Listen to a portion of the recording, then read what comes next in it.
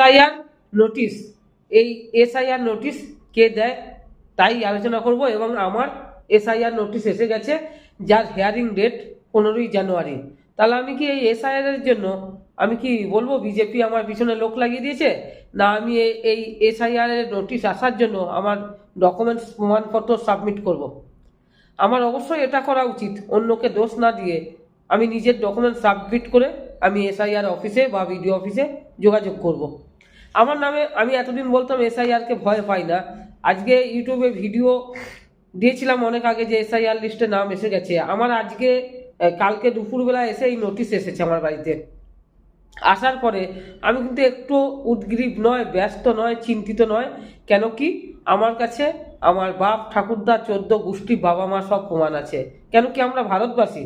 আর যদি কেউ ভাবছেন যে এটা মিথ্যা কথা, তাহলে একবার এটা দেখে নিন ভালো করে, এটা ভালো করে দেখে নিন যে এসআইআর নোটিশ এসছে কিনা।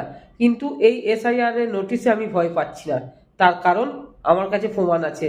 ভয় তারাই পাচ্ছে যারা তোলামূলের কথা শুনছে, যারা বাংলাদেশ থেকে এসেছে তারা ভয় পাচ্ছে। তাই আমার কাছে এসআইআর নোটিশ এসেছে বলে আমি ভয় পাচ্ছি না। আমি আমার প্রমাণ নিয়ে আমার যে ডেট আছে সেই ডেটে আমি হাজির হয়ে যাব। তাই সবাইকে বলবো এসআইআর এ কোনো ভয় পাওয়ার দরকার নেই, আমার নামে নোটিশ এসছে আজ।